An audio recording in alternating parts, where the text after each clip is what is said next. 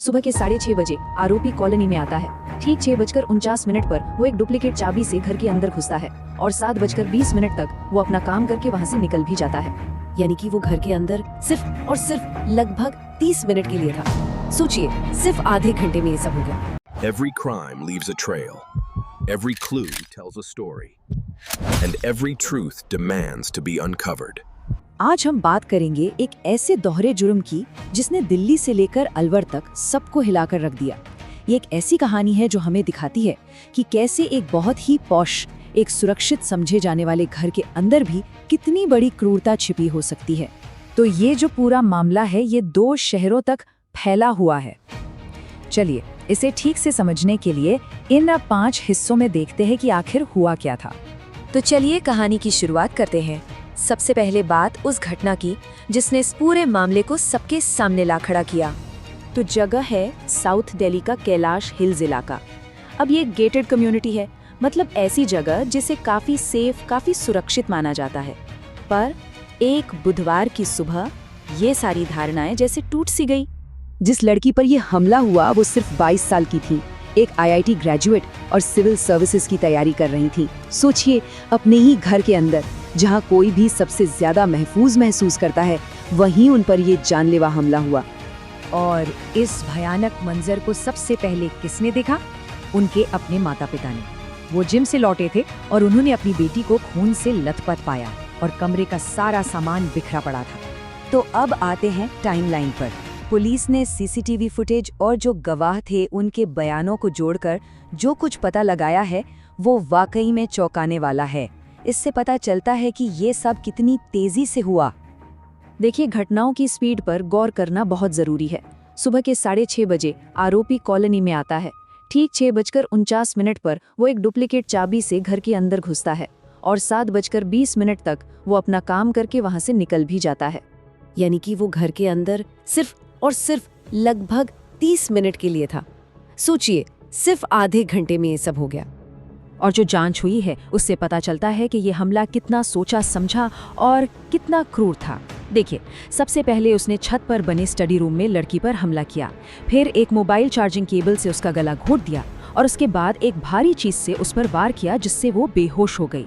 आरोप ये भी है कि उसने बेहोशी की हालत में ही उसका यौन उत्पीड़न किया। इतना ही नहीं, उसने लड़की के फिंगरप्रिंट का इस्तेमाल करके एक बायोमेट्रिक लॉकर भी खोलने की कोशिश की और आखिर में कुछ कैश और गहने चुराकर वहां से भाग निकला।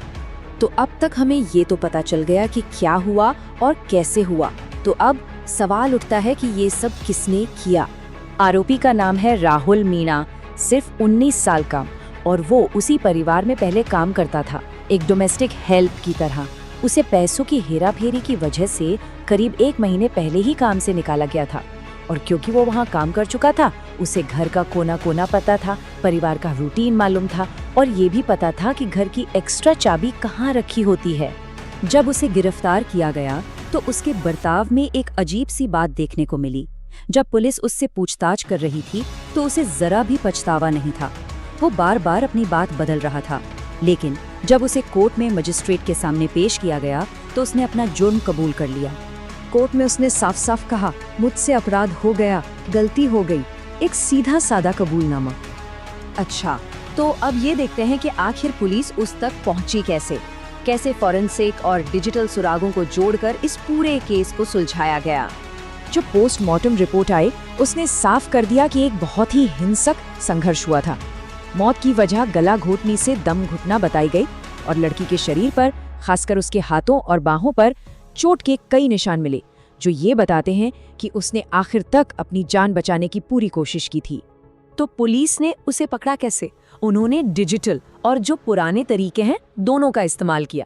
सबसे पहले CCTV फुटेज की मदद से उस ऑटो रिक्शा ड्राइवर को ढूंढा गया जिसमें बैठ के वो भागा था, और फिर लड़की का जो मोबाइल फोन उसने चुराया था उसे ट्रैक किया गया, और बस इसी फोन की लोकेशन पुलिस को सीधा द्वारका के एक होटल तक ले गई जहां वो छिपा हुआ था। लेकिन कहानी यहाँ खत्म नहीं होती। जांच के दौरान कुछ ऐसा पता चला जिसने इस पूरे मामले को एक बिल्कुल ही नया और ज्यादा खौफनाक मोड़ दे दिया। पता चला कि दिल्ली में इस हत्याकांड को अंजाम देने से ठीक 1 रात पहले इसी आरोपी ने कथित तौर पर राजस्थान के अलवर में एक और महिला के साथ बलात्कार किया था।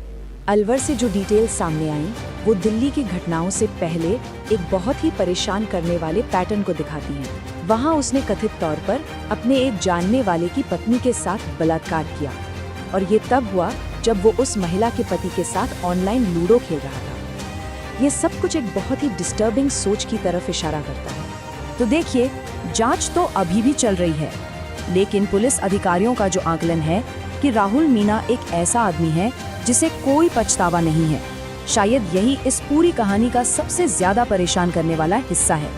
ये केस सिर्फ 2 खौफनाक जुर्मों को ही नहीं जोड़ता, बल्कि ये हमें इस बात पर भी सोचने को मजबूर करता है कि हम अपने शहरों में कितने सुरक्षित हैं और एक अपराधी के दिमाग में आखिर चलता क्या है।